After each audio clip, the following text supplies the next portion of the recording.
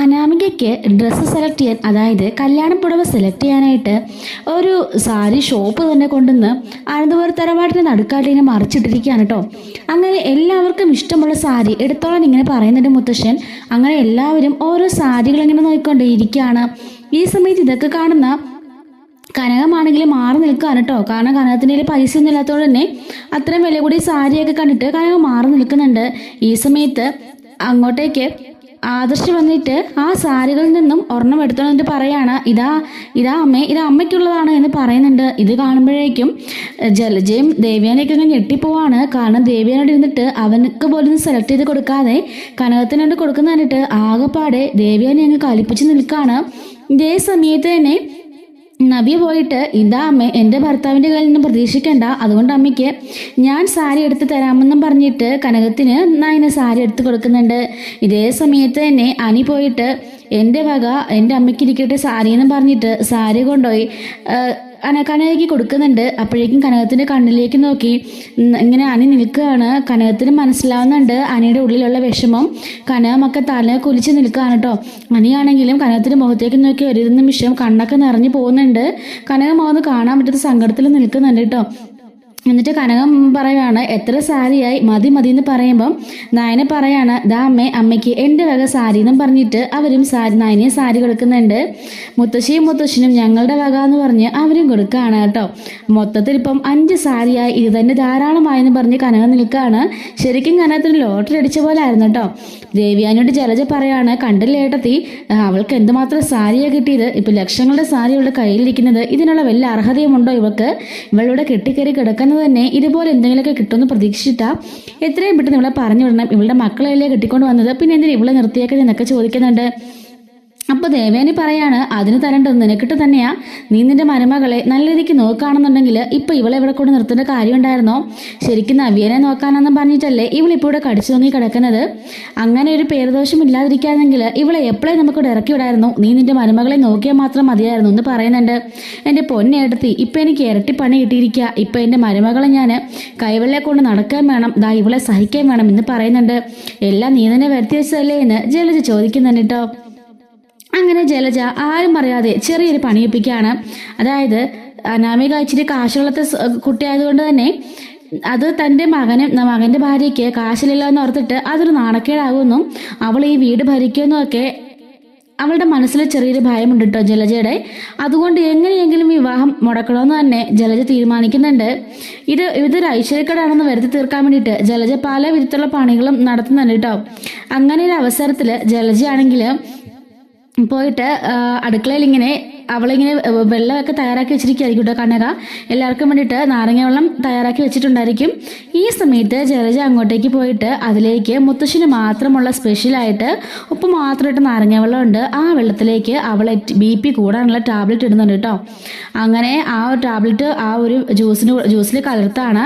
ഇതൊന്നും അറിയാതെ കനകം പറയാണ്, ഞാൻ എല്ലാവർക്കും ജ്യൂസ് തയ്യാറാക്കിയിട്ടുണ്ട്, ഇപ്പോൾ എടുത്തുകൊണ്ട് വരാമെന്ന് പറയുന്നുണ്ട് കേട്ടോ. അങ്ങനെ ഇതെല്ലാവർക്കും കൊണ്ടുവന്ന് സെർവ് ചെയ്യാണ്. ഈ സമയത്ത് മുത്തശ്ശിൻ്റെ മാത്രം ഉള്ള സ്പെഷ്യലായിട്ടുള്ള ജ്യൂസ് എടുത്ത് കനകം കൊടുക്കുന്നുണ്ട്. അതിലാണല്ലോ അവൾ BP ടാബ്ലറ്റ് ഇട്ടിരിക്കുന്നത്. അപ്പം ഇതൊന്നും അറിയാതെ എല്ലാവരും ഭയങ്കര സന്തോഷമായിട്ട് സാരിയൊക്കെ എടുത്തുകൊണ്ടിരിക്കുന്നുണ്ട്. അങ്ങനെ എല്ലാവരും ഇഷ്ടം പോലെ സാരി എടുക്കാനുണ്ടോ. ദേവേനെയൊക്കെ 5-6 സാരിയൊക്കെ വെച്ച് എടുക്കുന്നുണ്ട്. എല്ലാവരും അവൻ്റെ ആവശ്യത്തിന് സാരി എടുക്കുകയാണ്. ഈ സമയത്ത് അനാമികയുടെ അമ്മയും അച്ഛനൊക്കെ ഉണ്ട് കേട്ടോ. അപ്പോൾ അവരും സാരി എടുക്കുകയാണ്. മുത്തശ്ശനൊക്കെ പറയുന്നുണ്ട്, എന്തായാലും ഈ വീട്ടിലെ മറ്റു 2 മരുമക്കളുടെയും അമ്മയാണ് ഈ നിൽക്കുന്നത്. അതുകൊണ്ട് തന്നെ അനാമികയും അനിയും അവർക്ക് ആദ്യം സാരി കൊടുത്ത് സാരിയും അവർക്കുള്ള ഡ്രസ്സുകൾ കൊടുക്കണം, എന്നിട്ട് അനുഗ്രഹം വാങ്ങിക്കണമെന്ന് പറയുമ്പം കനകം പറയാണ്, അയ്യോ അതൊന്നും വേണ്ടച്ച, കാരണം ഇപ്പോൾ തന്നെ ഇഷ്ടം പോലെ സാരി എനിക്കായി. അത് മാത്രമല്ല, ഞാൻ ഈ വീട്ടിലെ മരുമക്കളുടെ അമ്മയാണെന്ന് മാത്രമേ ഉള്ളൂ. പക്ഷേ ഈ വീട്ടിലെ കാരണവരും ഈ വീട്ടിലെ മുതിർന്നവരും അത് നിങ്ങൾ 2 പേരുമാ. മക്കളെ മുത്തശ്ശനും മുത്തശ്ശിക്കും കൊടുത്തിട്ട് വേണം അനുഗ്രഹം വാങ്ങിക്കാനെന്ന് കനകം പറയുന്നുണ്ട്. അങ്ങനെ അനിയും അനാമികയും കൂടിയിട്ട്, അനിക്കാണെങ്കിൽ ഒട്ടും താല്പര്യമില്ലാതെ കേട്ടോ ആ ഒരു ഡ്രസ്സ്, അതായത് മുത്തശ്ശനുള്ള ഡ്രസ്സും മുത്തശ്ശിക്കുള്ള സാരിയൊക്കെ 2 പേരും ഇങ്ങനെ കയ്യിലെടുത്തിട്ട് ഒരുമിച്ച് ഇങ്ങനെ അവർക്ക് കൊടുക്കാൻ വേണ്ടി പോകുന്നുണ്ട്. അങ്ങനെ മുത്തശ്ശൻ്റെ കയ്യിലേക്ക് ഈ സാരി കൊടുക്കുകയാണ്. സാരി കൊടുത്തതിന് ശേഷം അനുഗ്രഹം വാങ്ങിക്കാൻ വേണ്ടിയിട്ട് അനാമികയും അനിയും ഇങ്ങനെ അവരെ കാലിൽ തൊടാൻ പോകുന്ന സമയത്ത് തന്നെ മുത്തശ്ശനൊരു വല്ലായ്മ പോലെ തോന്നുകയാണ്. എന്തൊക്കെയോ പോലെ തോന്നി മുത്തശ്ശൻ പെട്ടെന്ന് കുഴഞ്ഞു വീഴുന്നുണ്ട്. എല്ലാവരും കൂടി വന്നിട്ട് മുത്തശ്ശനെ പെട്ടെന്ന് ചാടി പിടിക്കുകയാണ് കേട്ടോ. അങ്ങനെ മുത്തശ്ശനെ പെട്ടെന്ന് തന്നെ സെറ്റിലേക്ക് സോഫയിലേക്ക് കടത്തുന്നുണ്ട്. എന്നിട്ട് വെള്ളമൊക്കെ കൊടുത്ത് വീശി കൊടുത്തിട്ട് പെട്ടെന്ന് ഡോക്ടറെ വിളിക്കുക എന്ന് പറയാണ് ജയൻ. അങ്ങനെ ആദർശ് ഡോക്ടറെ വിളിക്കുന്നുണ്ട്. പെട്ടെന്ന് തന്നെ ഡോക്ടർ അങ്ങോട്ടേക്ക് വരുന്നുണ്ട്. എന്താ പ്രശ്നം എന്ന് ചോദിക്കുമ്പം അറിയില്ല, മുത്തശ്ശൻ പെട്ടെന്ന് തന്നെ കുഴഞ്ഞു വീഴുകയായിരുന്നു എന്ന് പറയുന്നുണ്ട് കേട്ടോ. അങ്ങനെ പെട്ടെന്ന് അദ്ദേഹം ചെക്ക് ചെയ്യുന്നുണ്ട്. ഡോക്ടർ വന്നിട്ട് മുത്തശ്ശനെ ചെക്ക് ചെയ്യാണ്. ഈ സമയത്താണ് മുത്തശ്ശന് BP ഓവറായിട്ട് ഷൂട്ടപ്പായി പോയി എന്ന് പറഞ്ഞിട്ട് അയാൾ പറഞ്ഞത്. പെട്ടെന്ന് തന്നെ ഡോക്ടർ അതിനുള്ള മറുമരുന്ന് കൊടുക്കുന്നുണ്ട് കേട്ടോ. എന്നിട്ട് പറയുന്നുണ്ട് ഇദ്ദേഹത്തിന് മനസ്സിനും ശരീരത്തിനും ആരോഗ്യമുള്ളതുകൊണ്ട് മാത്രമാണ് പിടിച്ചു നിൽക്കാൻ പറ്റിയത്. അല്ലെങ്കിൽ ഇങ്ങനെയൊക്കെ BP ഷൂട്ടപ്പ് ആയാൽ അത് വല്ലാത്ത പ്രശ്നം ഉണ്ടാക്കും. അതും മറ്റു ടാബ്ലറ്റൊക്കെ എടുത്തുകൊണ്ടിരുന്ന സമയത്ത് എന്നൊക്കെ ഡോക്ടർ പറയാണ്. അല്ല ഇപ്പോൾ BP കൂടാൻ മാത്രം ഇവിടെ എന്താ ഉണ്ടായെന്ന് ചോദിക്കുമ്പം ഇല്ല ഡോക്ടറെ, ഇവിടെ നല്ല സന്തോഷകരമായ മുഹൂർത്തമായിരുന്നു. ഈ കൊച്ചുമകൻ്റെ കല്യാണമാണ്. അവർ മുത്തശ്ശൻ്റെ കയ്യിലേക്ക് പുടവ കൊടുത്ത് അനുഗ്രഹം വാങ്ങിക്കാൻ പോകുമായിരുന്നു എന്ന് പറയുന്നുണ്ട്. അത്രയ്ക്ക് നല്ല സന്തോഷകരമായ മുഹൂർത്തത്തിൽ ഇങ്ങനെ സംഭവിച്ചെന്ന് പറയുന്നുണ്ട് കേട്ടോ. അപ്പം ഡോക്ടർ പറയാണ് അങ്ങനെ സംഭവിക്കേണ്ടതല്ലല്ലോ, പിന്നെ എന്താ പറ്റിയേ മൂർത്തി സാറേന്ന് ചോദിക്കുന്നുണ്ട്. അറിയില്ല, ദേഹമൊക്കെ കുഴഞ്ഞു പോകുന്ന പോലെ, പ്രായമായില്ലടോ എന്നൊക്കെ മുത്തശ്ശൻ ചോദിക്കുകയാണ്. ഇനി അതൊന്നും ഉണ്ടാവില്ല, ഇനിയൊരു പ്രശ്നം ഉണ്ടാവില്ല.